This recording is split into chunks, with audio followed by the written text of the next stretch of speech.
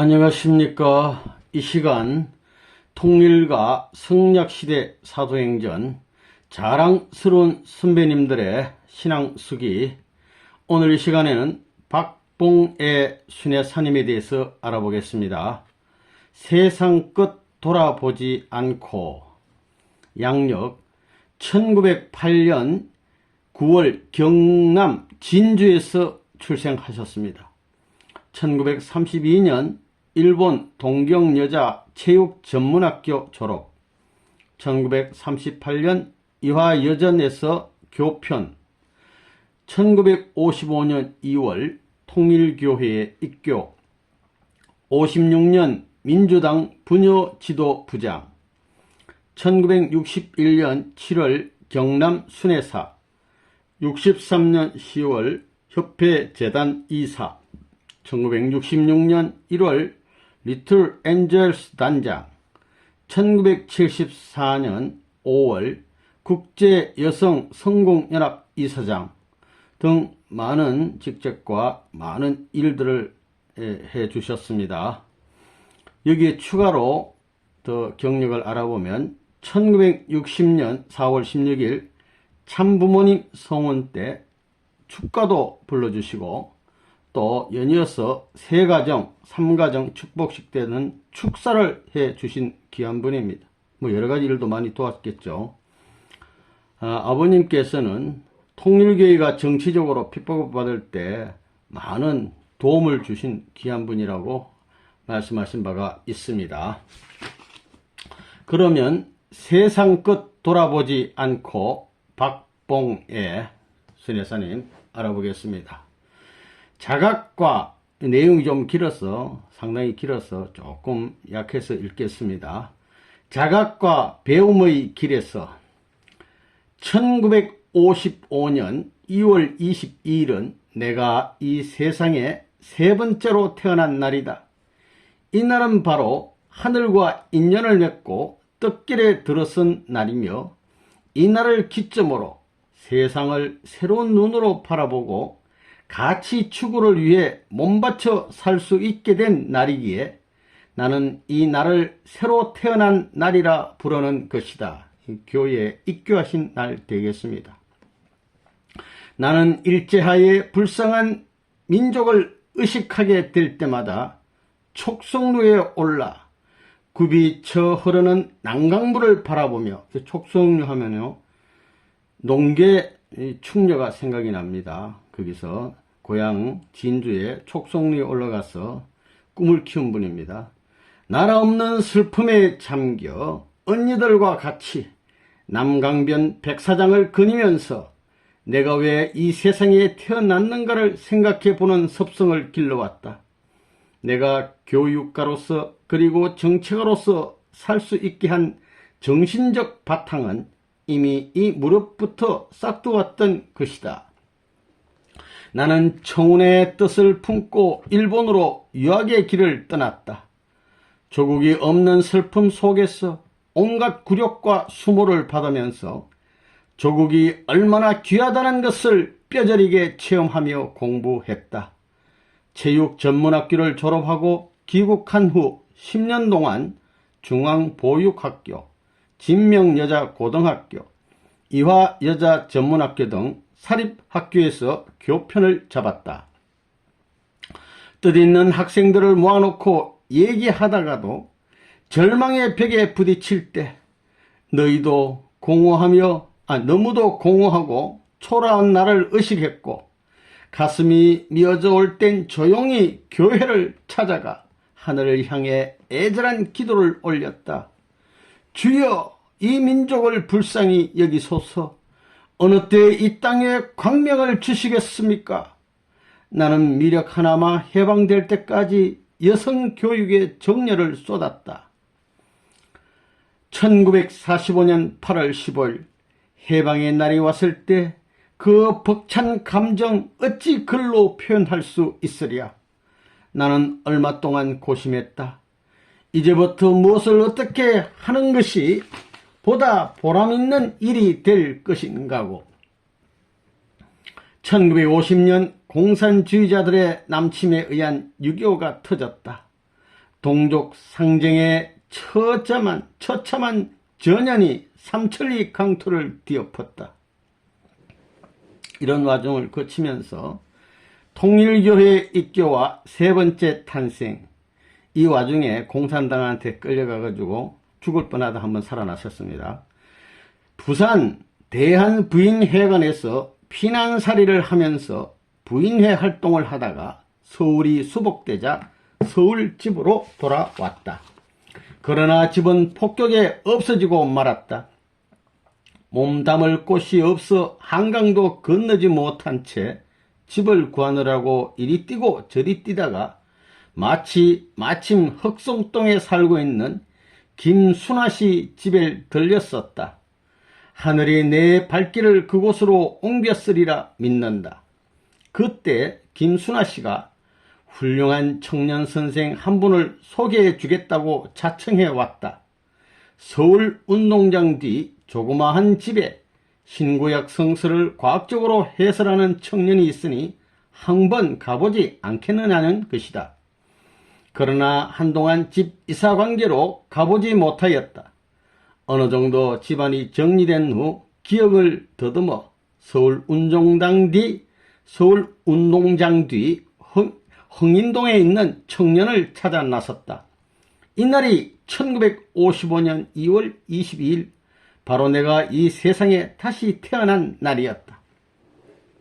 외식집, 그러니까 외인들, 일본 사람들 집안에, 그렇게 생긴 집안에 들었으니 다다미 빵으로 안내해 주었다.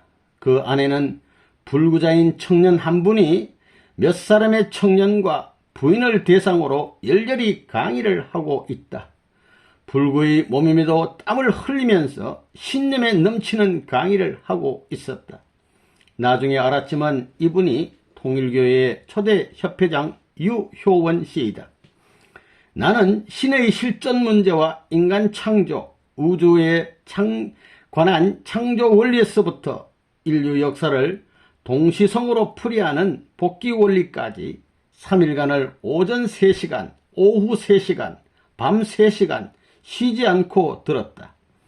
피곤한 것도 잊어버리고 새로운 말씀에 도취되어 진지하게 강의를 듣고 기쁜 마음으로 일어섰다. 집 걱정이 되어 마음이 초조했기 때문이다. 그러나 그때 중요한 강의 한 가지만 더 듣고 가십시오 하고 유 선생이 부탁해 왔다. 망설였으나 중요한 강의가 무엇일까? 기왕 왔으니 한 가지만 더 듣고 가자 하고 주저앉았다. 중요한 강의란 원리 가운데 결론인 재림론이었다. 재림의 방법은 육신현현이며 재림 장소는 한국이라는 것. 도무지 꿈같은 얘기지만 가슴 깊이 파고드는 어떤 강한 힘이 작용했다. 재림론을 다 듣고 나는 돌로 뒤통수를 얻어맞은 사람처럼 현기증을 의식했고 마음은 걷잡을 수 없이 무거웠다. 결코 기쁘다는 말로 표현할 수 없는 환희, 저 뒤에 자리한 곳에서 지성과 성령의 교류가 시작되는 듯했다. 과연 그 청년의 말이 사실이라면 나는 어떻게 해야 할 것인가? 그날 잠자리에 누웠지만 잠이 오지 않았다. 세파 속에서 단련해온 이성과 지식을 총동원하여 계산해 보았지만 부인할 수 없는 진리임을 깨닫게 된 것이다. 부정할 근거가 없으면 긍정해야 한다고 생각했다. 원리를 통해 새로이 나타난 나를 객관화시켜놓고 수십 번 잠은 자답해 보았지만 부정할 한치의 근거도 없었다. 얼마가 지난 후 가슴 깊은 곳으로부터 온통 지축을 흔드는 오해를 의식하였다. 47년 동안 나는 헛살았구나. 한국의 주님이 오신다는 것이 기정적 사실이라면 이제부터 내 생은 다시 시작해야 한다. 그 처참한 환경에서 우리나라의 주님이 오신다니, 이런 뜻입니다. 아침 일찍 일어나 유 협회장을 뵙고 다음 주일 오겠다는 인사를 드리러 나오려 하자 선생님께 인사드리고 가시오 하고 선생님이라는 분 앞으로 안내한다. 유 선생에게 깊은 감명을 받은 나는 선생님에게 특별한 관심 없이 인사를 드렸다. 그때 옆에 앉았던 옥세연 모친이 선생님께서 기도해 주신다고 해서 아무 생각 없이 엎드렸다. 선생님의 기도는 영혼 깊이 파고드는 통곡의 기도였다. 6천년 역사를 휘어지고 하늘을 향해 올리는 기도는 과거 어느 집회, 어느 누구에게도 들어보지 못한 내용이다. 나는 쏟구치는 눈물을 참지 못하고 난생 처음 실컷 울고 또 울었다. 실컷 울고 나니 그렇게 마음이 대담해질 수 없었다. 일제시 아니 6.25 때 이미 죽었을 목숨을 하늘은 구해주시더니 이렇게 귀한 말씀까지 주셨으니 내 또 무엇을 원하랴. 나의 신념은 더욱 굳어졌다. 뜻 위에 살아보자. 이 혁명 대열에 내가 빠졌더라면 어떻게 될 뻔했을까. 남은 여생을 정말 멋지게 살아보자 하고 스스로 다짐했다. 그때 입교한 동창생들이 성공연합 김인철 이사장, 최정순 여사 등이다. 혁명은 일단 목숨을 걸고 싸우는 것이다. 입교 이후 오늘까지 나는 그날의 각오를 잃어버리지 않고 나 자신을 채찍질하면서 걸어왔다. 그러나 기성교회에 빗발치듯 쏘아대는 박해의 화살은 매스컴을 동원하여 일제히 쏘아댔다. 평양서부터 이 뜻을 따라 나온 옥세연 모친, 지송도 모친, 이기환 모친, 더욱이 연소한 청년의 몸으로 죽음의 휴전선을 따라 넘어왔던 김원필 선생, 그분들의 모습은 바로 성자의 모습들이었다. 초창기 출발 시부터 변함없는 모습으로 죽음의 자리까지 동참하면서 역사의 초석을 꾸미며 따라온 그분들은 정말 내 신앙 노정의 등불처럼 우러러 보였다. 이렇게 내 신앙의 눈이 뜨이고 열이 가해지자 우리 집안에서는 반대의 역사가 일어나기 시작했다. 남편은 교회를 그만두라고 강요했다. 그러나 딸들이나 내가 한번 작정한 뜻길인지라 말을 들을 리 없다. 그러자 핍박이 들어왔다. 그렇게 아끼고 기호하던 아이들에게 매질을 하는 것을 볼 때 제 정신이 아니었다. 그런 중에서도 나는 매일 아침 당사에 출근하기 전, 당사라는 것은 민주당, 그때는 민주당 분유부장이니까 출근하기 전 교회에 들러 기도학원 갔다. 민주당 가기 전에 교회부터 기도하고 갔어. 교회를 다녀가지 않으면 그날은 반드시 불유쾌한 일이 생기고 집에 일찍 들어가는 날엔 불화가 일어나기 때문에 교회를 들려가야만 했다. 자식과 아내를 교회에 빼앗겨 버렸다고 느끼는 남편은 주위에서 잡다하게 들리는 비난의 소리에 더욱 분격하여 이성을 잃어버린 경지에 섰다. 가장 잊혀지지 않는 장면은 교회 가는 길목에 지키고 섰다가 개울에 쳐박으려고 하던 일.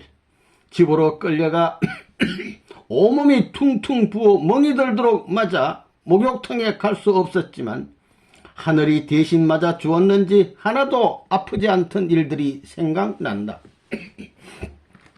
5년 동안을 그이와 교회 문제로 다투었다. 그래도 해결이 안 되자 그이는 정치적인 힘을 빌려 나에 대한 화살을 교회 쪽으로 돌려 탄압하려 했다. 가족회의가 열린 자리에서 그때 교회에 같이 나오던 둘째 아들이 다음과 같이 제안했다. 아버지는 큰 아들과 현재 집에서 살기로 하고 어머니는 동생들을 데리고 다른 곳으로 이사를 해서 하루를 살아도 마음 편히 살아야 되지 않겠느냐고 했다.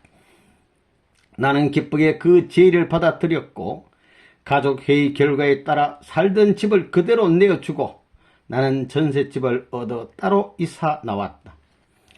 새가 공중으로 나르는 기분이 어떤지는 모르겠으나 아마 그때에 헐헐 날 것 같은 기분이 그리하지 않을까. 부부가 한 가정의 울타리 속에 살지만 뜻과 심정이 같이 못할 때 그 가정은 사랑의 화원이 아니라 사랑의 무덤임을 뼈아프게 느꼈기 때문이다. 가정에 십자가를 지고 골고다 언덕을 넘어선 나에게 또 무거운 십자가가 짐지어졌다. 1955년 이대연대 사건이 있은 후 우리 교회는 기성교단의 핍박을 받는 것은 물론이요, 정치적인 압력이 가중되었다. 전국에는 통일교의 간판이나 선전 포스터를 붙이지 못하도록 치안국에서 지시가 내려졌다. 계몽대원들이 불악에 들어가면 기성교회로부터 모략 중상을 받았고 경찰의 정면 방해를 받았다. 자유당 정권은 민주주의에 역행하는 독재 정치로서 국민을 우롱하고 있을 때이다. 그때 이 대통령 비서라는 자가 나서서 나를 투옥시킬 방법을 모의한다는 정보가 들어왔다. 그들은 민주당 부녀부장에 위치해 있는 나 박봉일을 무서워하고 있을 때이다. 정치를 비판하니까 정치적인 방법으로는 여론이 무서운지라 교회와 연결시켜 교회 탄압을 강화하는 한편 나를 감옥에 가둬두자는 계획이었다. 야당의 선두에 서서 선거 때마다 전국을 누비면서 집권당의 행포와 부패를 국민 앞에 폭로하고 이 대통령은 헌법 위에 군림하고 있음을 공격하였기 때문에 그들의 말대로 민주당의 최고위원보다 박봉의 독서를 더 무서워했다. 어떤 사람은 통일교 나간다는 말을 숨기고 꺼려했지만 나는 일부러라도 내 아는 사람들 앞에서 숨기지 않았다. 대담해요. 너 같은 똑똑한 사람이 왜 통일교에 나가느냐고 비꼴 때도 나는 오히려 자랑스러워 원리를 들으시오. 원리를 들어보지 않고 지성인이라고 자처할 수 있겠소 하고 여유있게 반박해 주었다. 그렇게 큰 소리를 탕탕 치던 내 자신이었건만 신앙이냐 아니면 내 자신의 정치적 생명, 사회적 지위냐 하는 선택의 기로에 설 때 고민이 생기고 마음이 약해지는 것은 어찌할 수 없었다.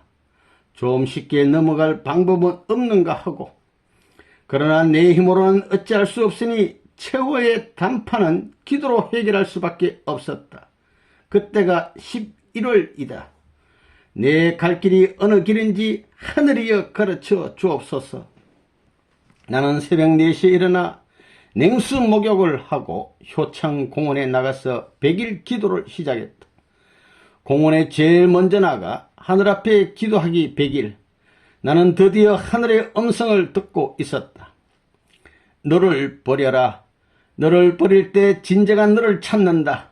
물질적인 너를 버리고 영적인 너를 찾아 세워야 한다. 내 명예, 위신, 사회적 지위는 한낱 물거품 같은 것. 하늘은 6000년 동안 타락인간을 구하기 위해서 싸우지 않았느냐? 피 어린 역사를 엮어 내려오면서 하늘이 언제 위신과 체면을 생각하였더냐? 선지 성년들의 희생의 터전 위에 너 같은 죄인을 구하였건만 너는 무엇을 주저하느냐?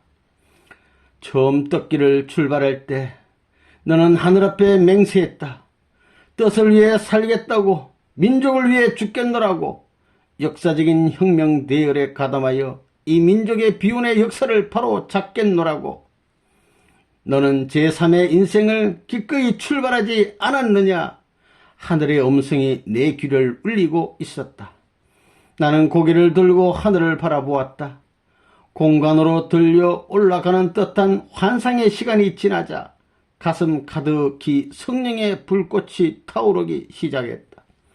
주위를 돌아보았다.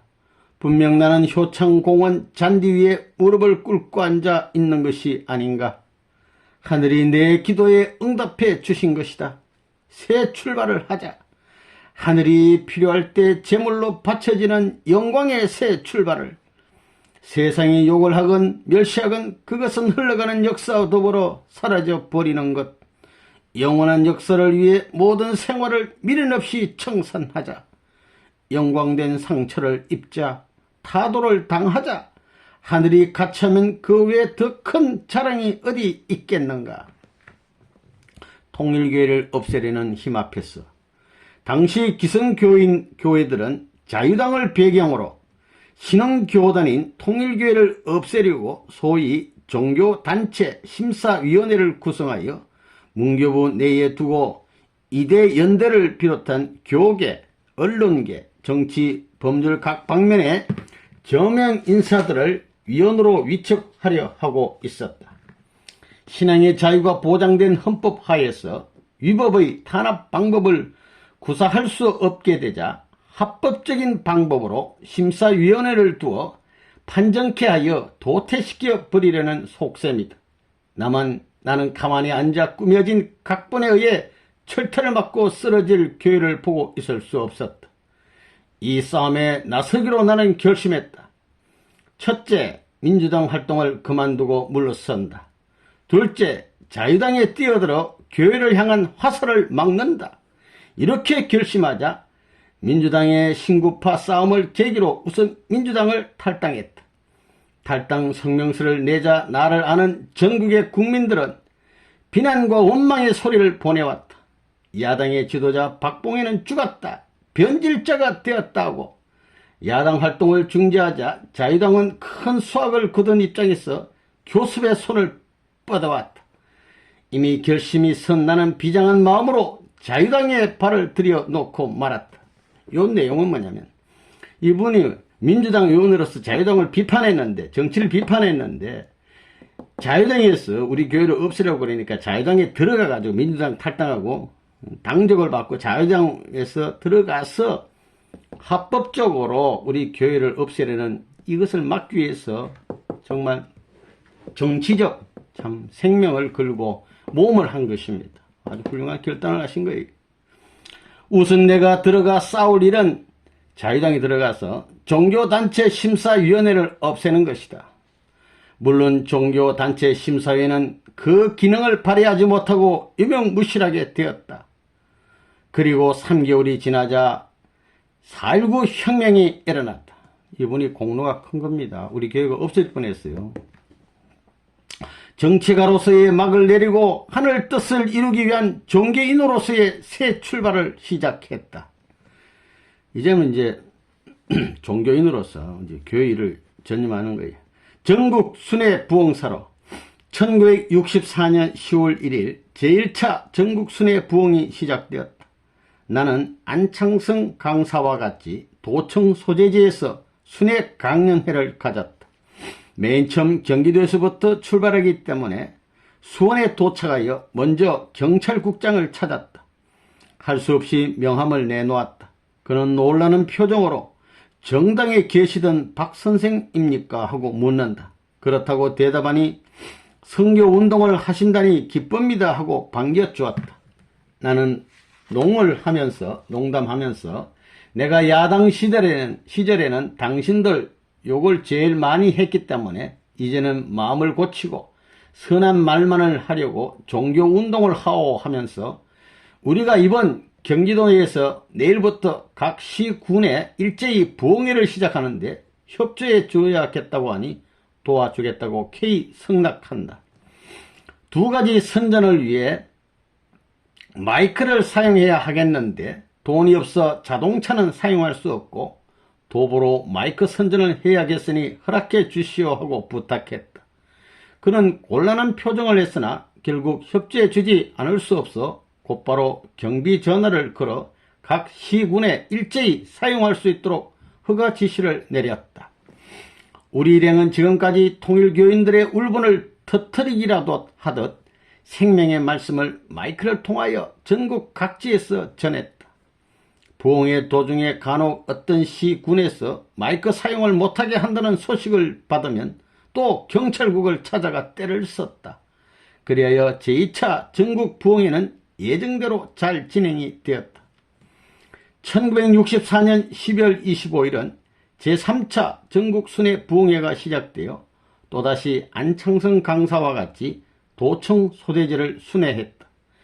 이번에 내 사명은 각 지방 신문사를 찾아가 부흥회를 하는 내용을 신문에 실리는 일이었다.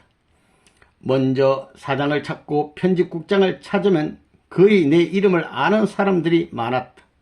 그래서 사장이나 국장이 꼭 와서 들어야 한다고 강조하고 만일 시간이 허락 안 되면 기자로도 보내어 듣고 그 내용을 크게 보도해 달라고 때를 썼다.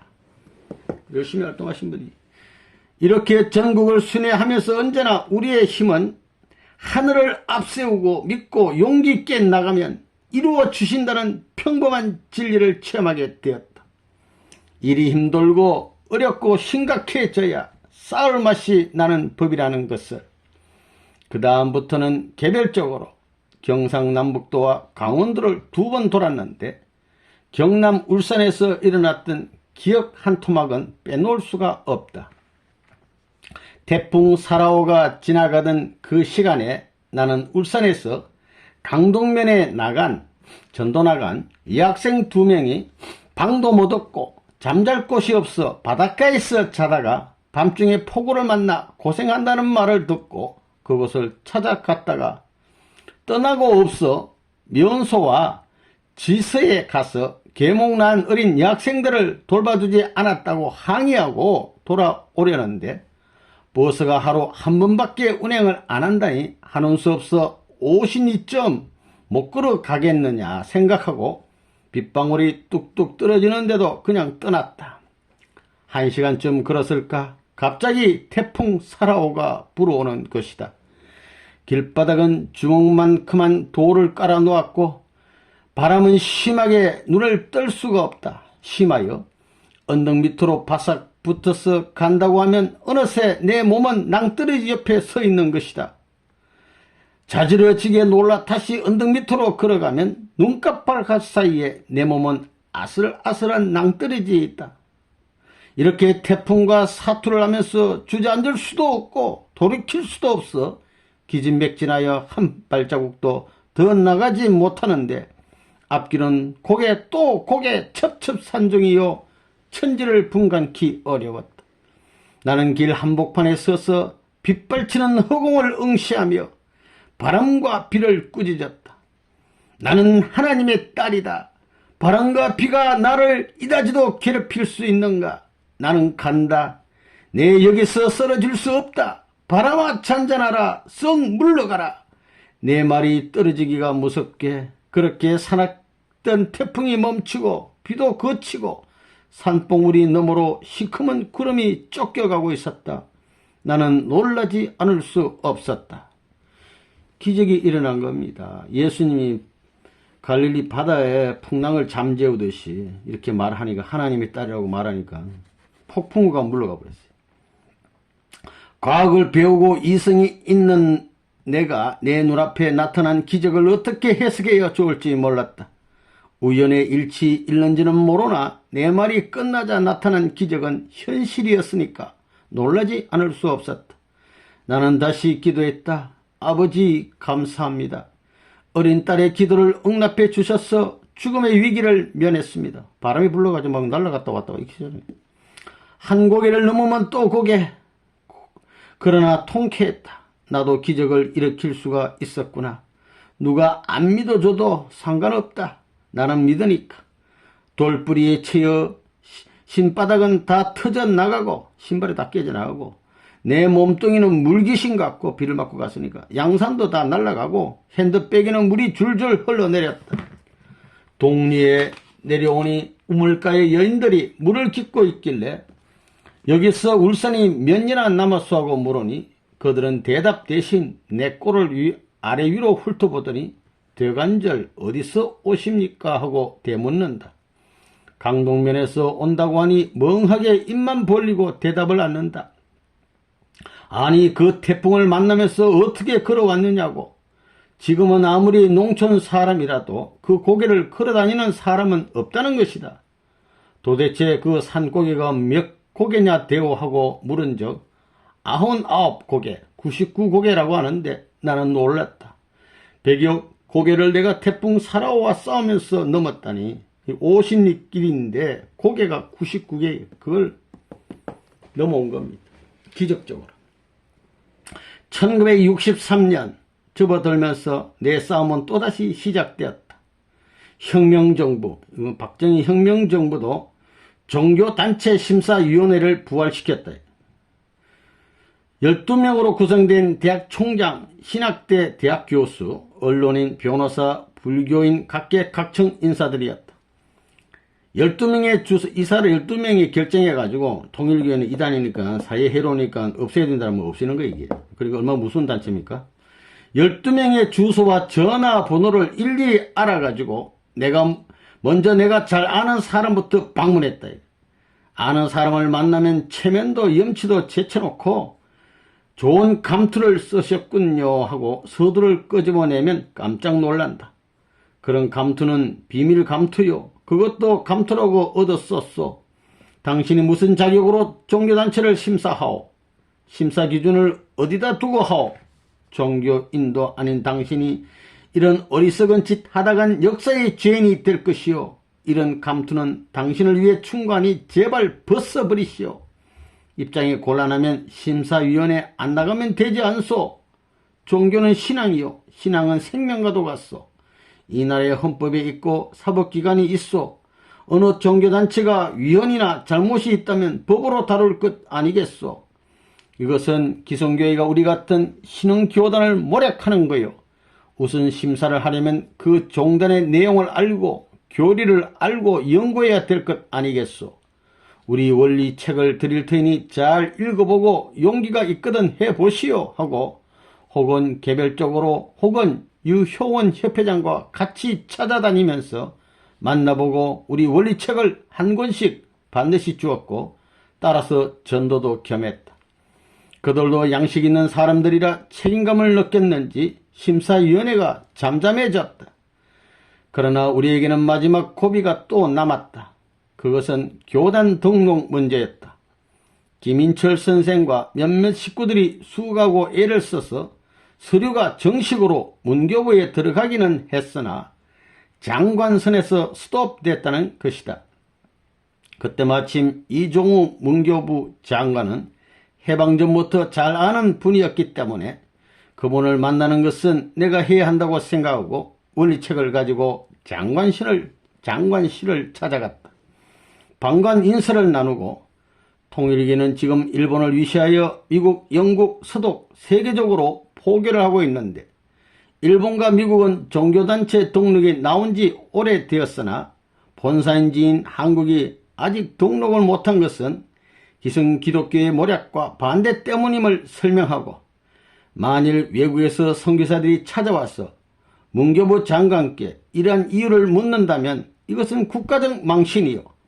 또 모른다고 해서도 안 될 말이니 우리 원리를 읽어보고 수속의 잘못이 없는 한 빨리 허가해 줄 것을 간곡히 부탁했다.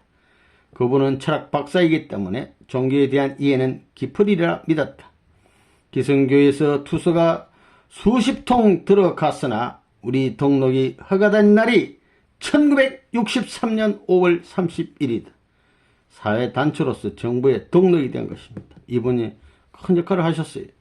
우리 역사와 더불어 이종우 문교부 장관의 이름은 영원히 남아질 것이다. 과연 일본, 미국, 영국, 세계 선교사들로부터 문교부 장관에게 국제 전보가 날아들었다. 고맙다고 전보한 거죠. 투쟁의 10년간 비로소 통일교회가 한국에서 햇빛을 보게 된 셈이다. 1966년 1월에는 선화 어린이 무용단 리틀 엔젤스 단장 발령을 받았다. 귀국 공연 준비도 있었지만은 그보다는 미국 순회 공연하느라고 중학교에 입학하지 못한 10명의 아동 문제를 해결 짓는 것이 내 임무였다. 그게 무슨 말이냐면은 리틀 엔젤스 단원들이 해외 공연하느라고 중학교 입학하는 것을 시간이 없어가지고 못했단 말이에요. 공연 다 하고 와서 학교 못 들어가면 큰 문제가 되잖아요. 이걸 이제 해결해야 된다 이런 얘기입니다. 아무리 국가와 민족을 위해서 문화사절단으로 세계를 순회하면서 우리의 찬란한 예술을 세계 앞에 자랑했고 또 가는 곳마다 절찬을 받았다 하더라도 국내에 돌아와 진학의 길이 막히고 버림받는 위치에 놓여진다면 누가 이런 문화사업을 하며 또 어떤 학부모가 자기 자녀를 무용소에 보내겠는가. 공연 잘하고 칭찬받고 왔는데 학교 갈 길이 막혔다며 등록을 못해가지고 공연하느라고. 이때는 문교부 장관이 바뀐 뒤였다. 아까 그분이 바뀌어버렸어. 그러나 합법적으로 모든 서류를 갖추고 박 대통령의 메시지와 주미 대사의 추천서도 첨부하여 납득할 수 있는 설명을 해보았으나 행정상 근거 있는 조문이 없다고 보기 좋게 각하되었다. 심각한 문제가 생기면 하늘을 믿고 때를 쓰는 것이다. 홍종철 공보부 장관을 찾아가 적극 협조해 줄 것을 간청하며 찾아다닌 것이 2달이 걸렸다. 이미 학생들은 다 계약을 했다. 얼마나 초조했는지 밤잠을 못 자고 해결책을 강구했다. 하늘의 위신이 있다. 크나큰 역할을 갖고 이 민족을 위해 기어이 성공을 시켜야 할 터인데 내 능력이 없으니 하늘만 믿었다. 입학기가 지나고 나면 모든 낙제생들의 학부형들이 신경이 날카로워져서 자칫하면 문교부가 신문에 오르내리는 판에 내가 이것을 성공시킨다는 것은 하늘의 별 따기와 같이 어려운 일이면 틀림이 없었다. 그러나 홍종철 공보장관의 적극적인 협조와 문교 차관의 후의를 얻어 아동 10명을 경희 여중과 다른 학교에 분산 입학을 시키고 나니 감사의 눈물이 흘렀다. 우리는 언제나 하늘을 믿고 용감하게 싸우면 승리한다는 비결을 체험하고 살기 때문에 최선을 다해 볼 뿐이다. 멋진 일을 하신 거예요. 무용단이 창설된 1963년 낙원동 중앙문화회관에서 처음 시작할 때는 아이들을 보내주지 않아서 교회 식구 자녀들을 강제로 뽑다시피 하여 3년 동안을 돈 한 푼 받지 않고 훈련시킬 때 신순심 무용선생을 위시하여 몇 명이 고생을 하면서 열심으로 지도한 결과 1965년 미국 순회를 떠나보낼 때 전 식구들이 얼마나 기도에 정성을 쌓고 또 하늘은 얼마나 관심을 가져주었으며 염려해 주셨는지 모른다. 또 미국에서는 한미문화자유재단을 창설하여 무용단을 미국으로 초청할 때까지 모든 수고와 탁월한 외교, 조국에 불타는 박보이 씨의 정성이 하늘에 사무치고 미국을 움직이고 그 관련 모든 사람들의 마음을 움직여 크나큰 성공을 가져오게 한 것이다. 우리의 예술이 세계 무대에서 곽광을 받게 된 것은 실로 피땀의 노력이요 백절불굴의 투지요 여러 사람들의 단합이었다고 본다. 천여 년 전 신라시대의 문화가 어둠 속에 찌팔폈다가 솟아오르는 태양처럼 세상을 놀라게 했다.